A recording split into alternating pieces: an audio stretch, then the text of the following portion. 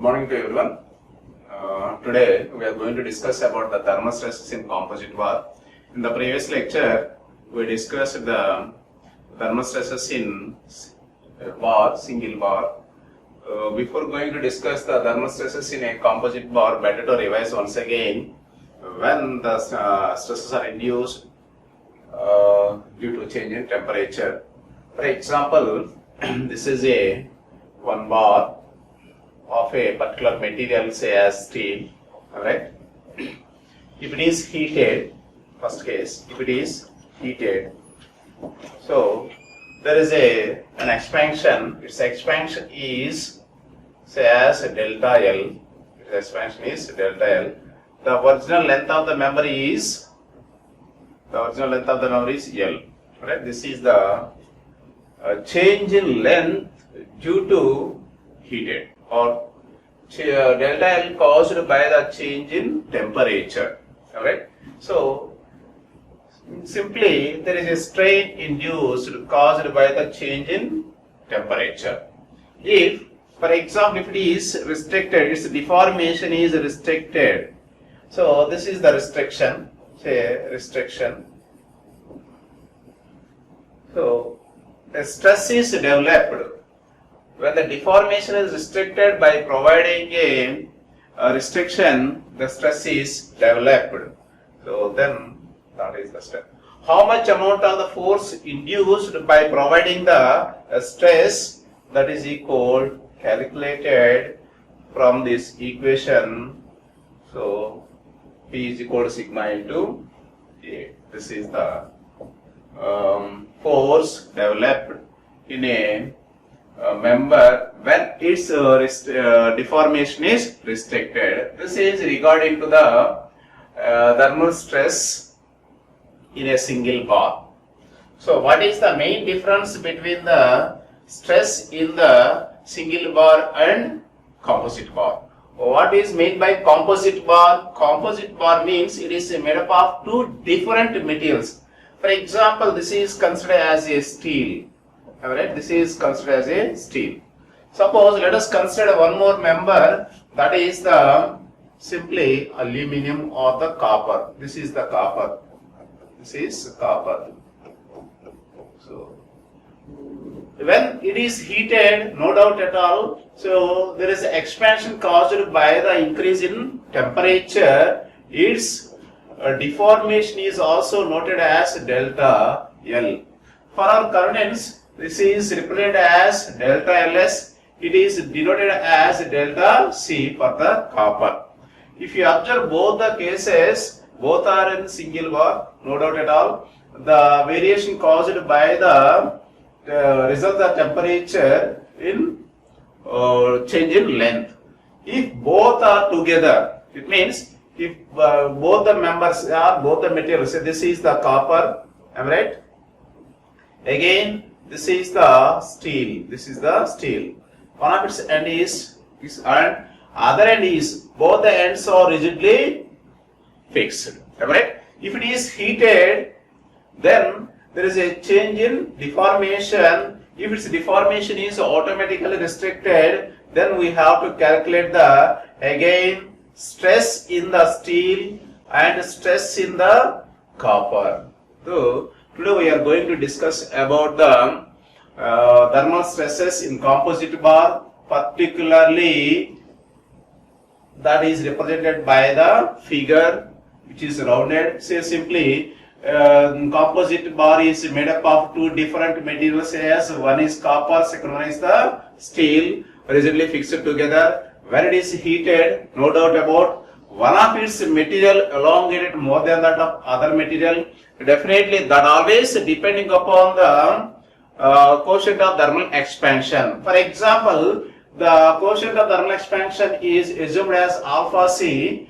The quotient of thermal expansion is of steel is alpha S. So the expansion depending upon the quotient of thermal expansion. For example, if the quotient of thermal expansion of the copper is greater than that of the quotient of the thermal expansion of the steel, automatically the expansion of the copper is more than that of the expansion of the steel. while solving the problem, better to remember one point: which material has higher coefficient of thermal expansion, which results the more expansion. So we are today we discuss or calculate the stress and strain or stresses induced in a composite bar due to change in temperature. So coming to the composite bar, for our convenience, let us consider a brass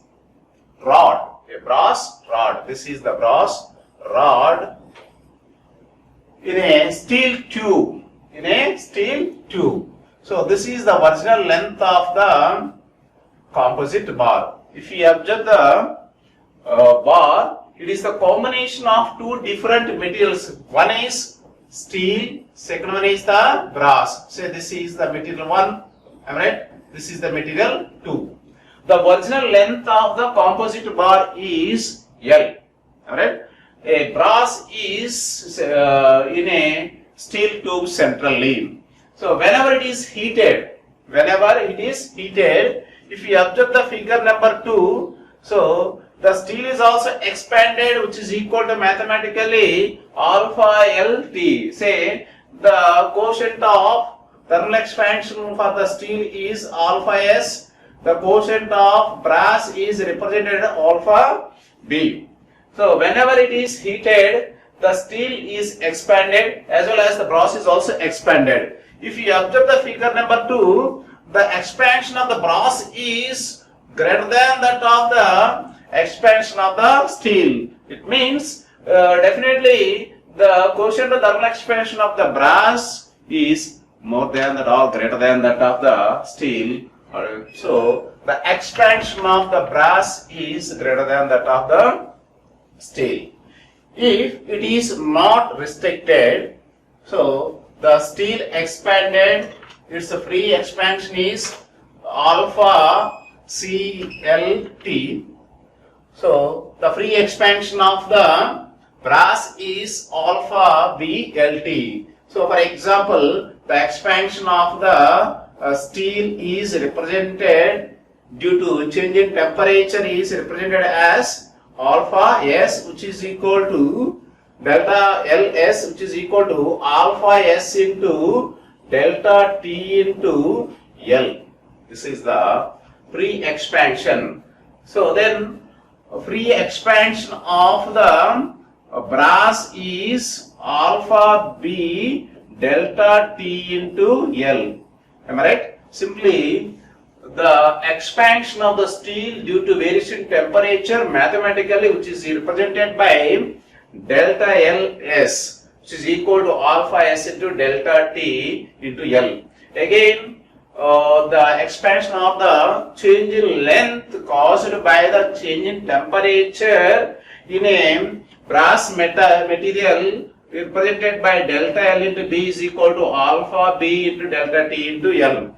From the figure we observed and conclude one thing. Here delta L of B is greater than delta L of S, means here the alpha B is greater than alpha S, no doubt at all. So simply we can conclude there is a expansion caused by the change in temperature. Simply it is deformed due to change in temperature.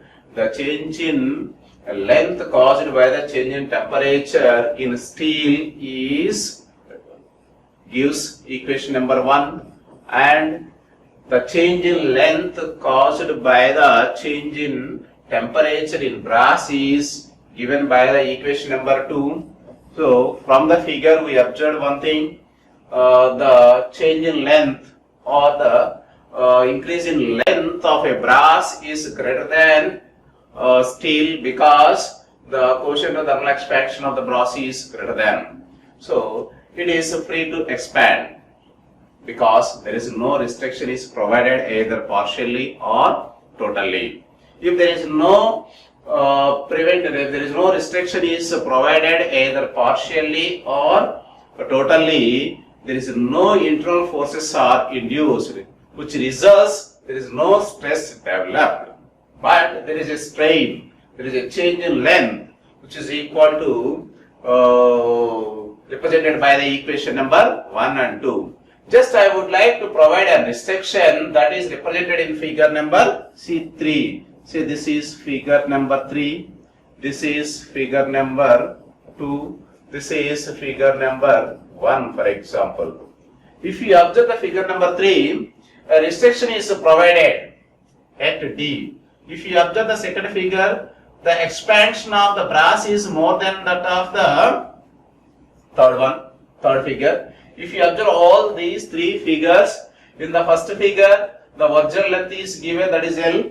When it is heated, the expansion takes place for both the materials. Definitely, the length of the steel becomes, when it is heated, definitely L plus delta L of S.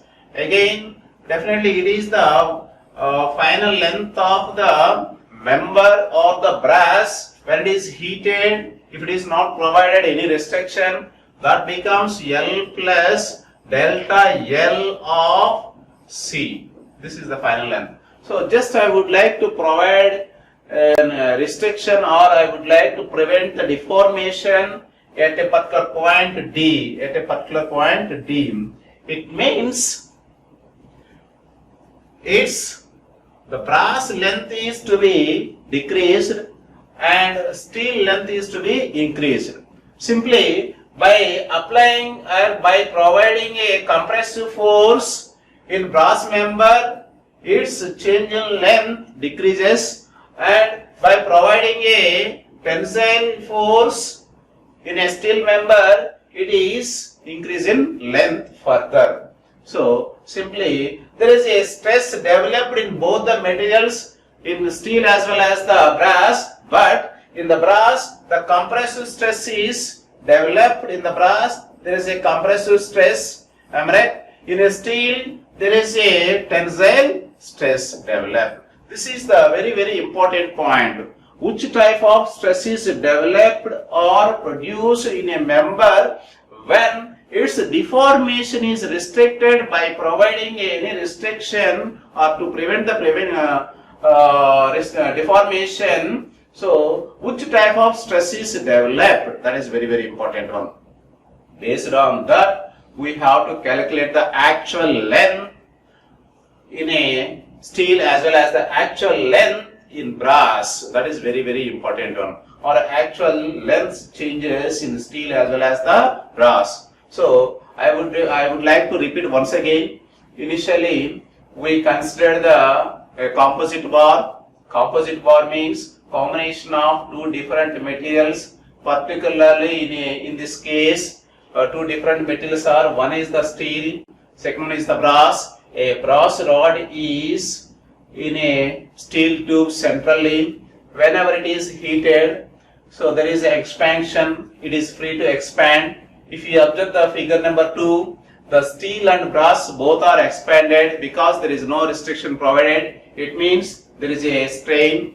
So then if you observe the figure 2, the expansion of the brass is greater than the steel because the thermal quotient of thermal expansion of the brass is greater than that of that steel.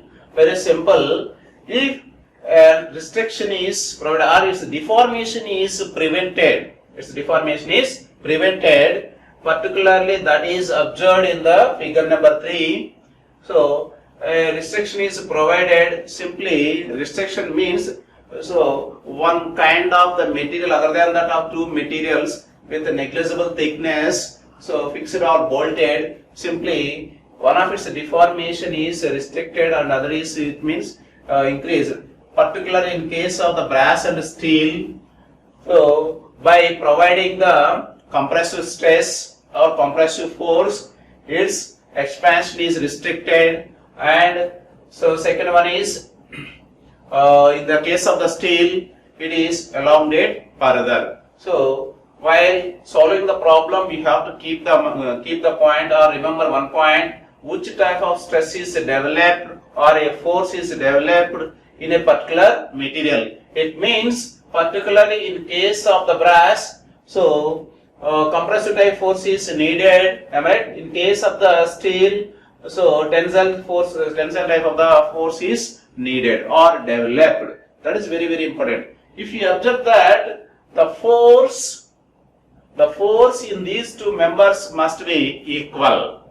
So whatever the amount of the force is required to compress the brass, equal amount of force is required to along the steel member. So it means the strain is also same. The strain is also same. So we have to keep in mind, first point is the force developed in both the materials must be equal and the strain must be is also equal. So based on these two conditions, you can find out the stress or force developed in the composite bar. For our convenience, let us see 2 points. Say, what about there are 2 important points. First, what is the first point? The first point is for equilibrium of the system compression in brass, alright. If you observe the previous slide, so there is a compression. Compression in brass should be equal to tension in the steel. Simply load on the brass is equal to load on the steel. So the load on the brass is represented by PB is equal to load on the steel is represented by PS. As we know that stress is equal load by area. For our convenience, simply that may be P is equal stress into A. So this can be rewritten as, so PB may be rewritten as sigma B into AB is equal to sigma S into AS. Say equation number 1. So equation number 1 represents the equilibrium of the system of forces. That is the first case. So let us see the which type of force is required. So a compressive force is required in case of the brass, a tensile force is required in case of the steel. So then only both are equilibrium. Finally, how it is compressed, how it is tensile. So definite for equilibrium condition, PB is equal to PS. That is the first case. Coming to the second case, what about the second important point? The second important point is strain must be equal. Strain must be equal. So what is the strain? A composite bar made up of two bars, as we know, different materials perfectly joined together, so that during temperature change, both the bars expand or contract. If you observe the figure number 2, both are expand, both the metals are expanded when it is heated, right? So when a restriction is provided or its expansion or contraction is prevented, the restriction is provided in a particular case, am I right?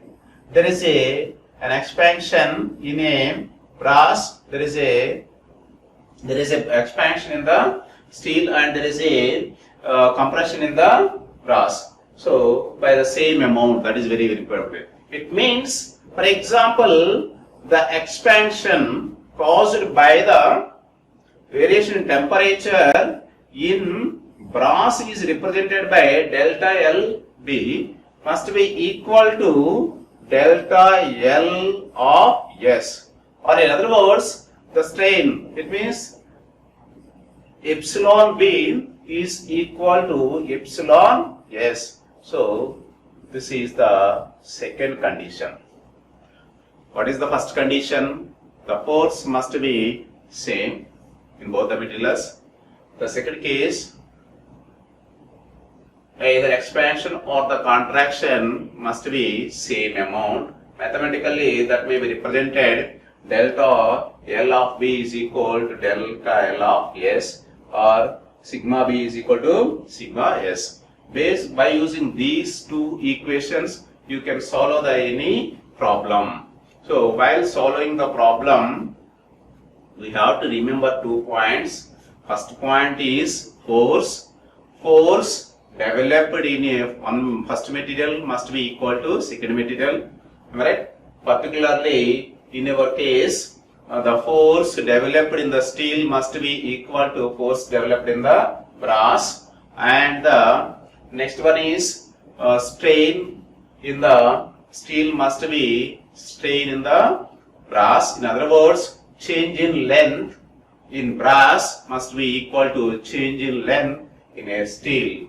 You have to remember one more thing regarding to the expansion and contraction. So the free expansion of the steel is alpha S into LT. No doubt about free expansion. This is free expansion due to change in temperature. Similarly, free expansion of the brass may be rewritten as alpha B into L into T. This is the free expansion. This is the free expansion of a brass due to change in temperature. That is the first point. That is very, very important point. So while solving the problem, so in generally the actual change in length is in brass is equal to change in steel. But if you observe the diagram, so what is the free expansion? What is the free expansion caused by the applied force? That may be tensile or particularly tensile in nature in case of the steel. What about the contraction caused by the compressive force in the brass? So that is the actual change in length. This is the change in length in brass. This is the change in length. So it consisting of two parameters. One is the change in length caused by the free expansion. Second one is the change in length caused by the applied force by providing the restriction. That may be a tensile in nature or compressive in nature. That is very, very important. So this will be clarified while solving the problem. So before going to calculate that, you must know that what is the change in length or change in length due to free expansion or free expansion. What is the change in length due to stress induced in a material? That is the important point. So let us see one numerical problem or one numerical to find out the stress and strain developed in a member or composite bar. So change in length steel in brass. So we have to calculate that. Change in length in steel is equal to change in length in brass. So what we discussed so far. So what is the actual change in length in the steel? So we have observed that this is the free expansion. Am I right? That is the free expansion. The change in length, but actual change in length is, so for convenience, that is the delta L of steel is a actual. Am I right? Actual is equal. What about the change in length due to variation in temperature if the restriction is not provided? That is the free expansion of the steel. Mathematically, alpha S into T into L. Am I right? If you observe the figure, so some more amount of the force is required for equilibrium condition, that is due to tensile stress. We know that plus expansion due to tensile stress in a steel. From the Hooke's law, E is equal to stress by strain. Am I right? So what about the stress? Stress is equal to E into epsilon. That may be rewritten as E into delta L by L. So this can be rewritten as, so that is equal stress due to expansion due to tensile stress is sigma that is equal to S, sigma S. Therefore sigma S is equal, this can be rewritten as alpha S into T into L plus, so that is equal E into epsilon, that is Es into epsilon S. So coming to the, what about the stress or what about the actual change in length in brass? So what about the, if you observe that, so the expansion due to the free expansion of brass, so this is the actual change in length in brass is equal, free expansion of the brass is alpha B into T into L, alright? So minus, why we have to take the minus negative sign? So the free expansion of the brass is given, this is equal to alpha B into T into L. If a restriction is provided, simply this portion is reduced. This portion is reduced. Its change in length caused by the compressive stress induced in the brass. That's why we have to take the negative value. So therefore, as we know that stress Young's modulus is equal to stress by strain. Simply stress is equal to E into epsilon. Particularly, so E B into epsilon B. Further, it can be rewritten as alpha B into T into L minus E into, what about epsilon delta L? This is EB delta L B by del of B. So this is the equation. We remember one thing. In the first case means, so actual change in length in steel must be summation of free expansion, change in length due to free expansion or free expansion of the steel plus expansion due to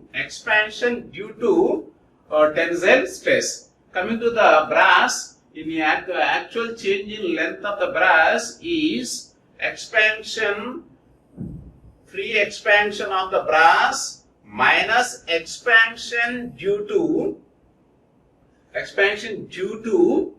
compressive stress. This can be rewritten as what we have to calculate. So that is called stress is equal to E into delta L by L. What we have to calculate? Sigma L by E into delta, that is equal to delta L. So here this is the change in length due to compressive force. Finally, this can be rewritten as alpha B T L minus sigma B L B by EB. So from this equation, you can calculate the total length. So based on these two equations, you can find out the stress in brass as well as the steel. So far we discussed what is meant by thermal stress. Whenever it is heated, there is a free to expand. Whenever it is cooled, as we know that it is contact. It means there is a possibility to change in length due to change in temperature, no doubt at all. So particularly in case of the composite bars, it is made up of two different materials. Today's discussion, we consider the two different materials. First one is considered as a steel, second one is the brass. So the initial length of the composite bar is L. Whenever it is heated, the expansion or free expansion of the brass is greater than that of the steel, because the coefficient of thermal expansion of the brass is greater than that. Am I right? So when its deformation is restricted, no doubt at all. So there is a stress developed in the steel as well as the brass. Particularly the change in length, actual change in length brass and the actual change in length of the brass is very, very important for the calculation point of view. While calculating the actual change in length in brass and steel, initially we have to calculate the free expansion of the steel and brass. It is very simple. Don't bother about that. Coming to the next one. What about the change in length due to forces? Particularly in steel, it needs tensile force. Particularly in case of the compressive, it needs brass, it needs compressive. While determining the change in length in the steel and brass, the sign convention is very important. So whenever the compressive stress induced in the brass, so the change in length must be taken as accordingly. While calculating the actual length in steel, so we have to take the sign convention accordingly. So this is regarding to the thermal stresses in composite bar. For better understanding, let us consider one numerical example in the next class. Thank you.